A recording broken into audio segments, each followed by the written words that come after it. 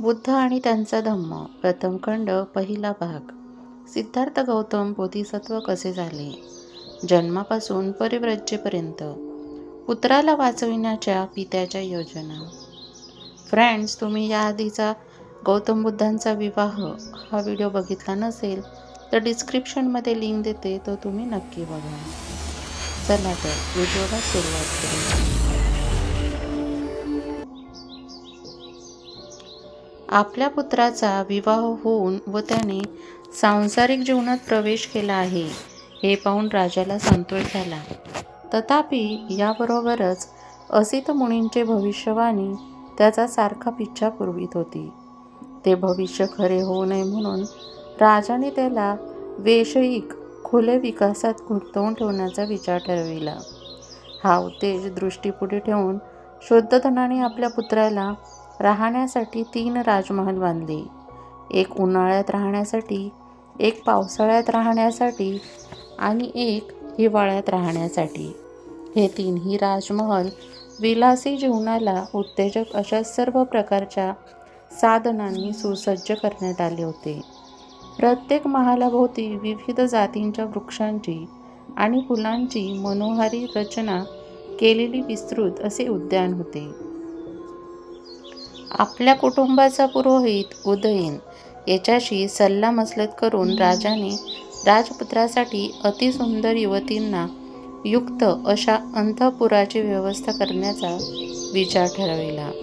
तेव्हा शुद्धोधन राजाने जीवनातील सुख उपभोगण्यासाठी राजकुमाराला वश असे करून घ्यावे याचा त्या सुंदरींना सल्ला देण्यास उदयीयाने सांगितले. अंतःपुरात ठेवायच्या स्त्रियांना एकत्रित करून उदयीयाने त्यांना राजकुमाराला वश कसे करावे याची त्यांना प्रथम माहिती दिली. त्यांना उद्देशून तो म्हणाला, तुम्ही या प्रकारच्या सर्व वशीकरण कलात कुशल आहात. तुम्ही मदनाची भाषा जाणण्यात चतुर आहात. तुमच्या ठायी सौंदर्य आणि आकर्षकता परिपूर्ण आहे. तुम्ही तुमच्या कसबात वाकबगार आहात.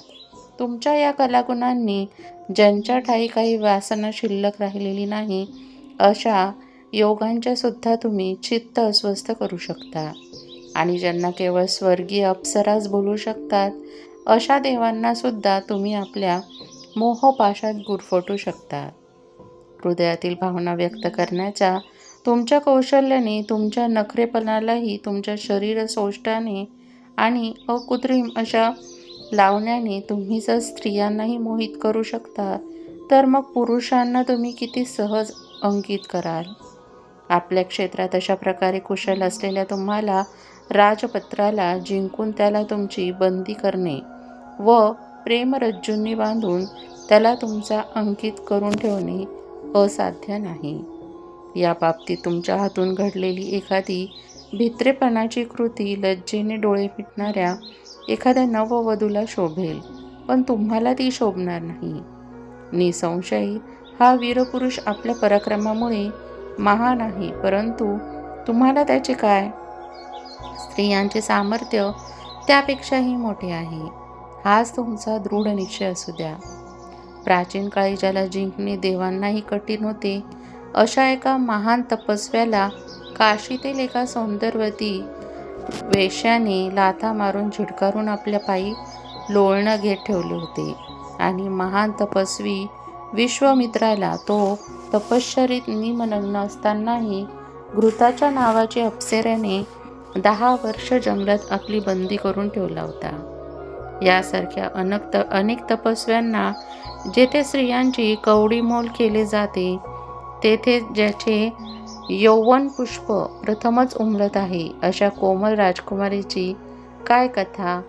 हे असे असल्यामुळे तुम्ही धीटपणाने असे प्रयत्न करा की राजकुळाची वंश परंपरा सिद्धार्थाकडून खुंटणार नाही.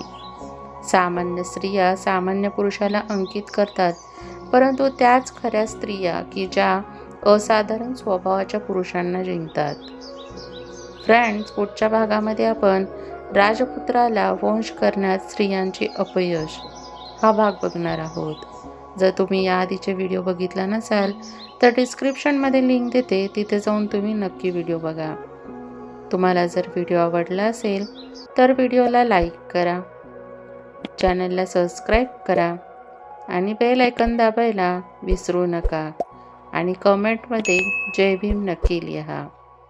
व्हिडिओ बघितल्याबद्दल धन्यवाद.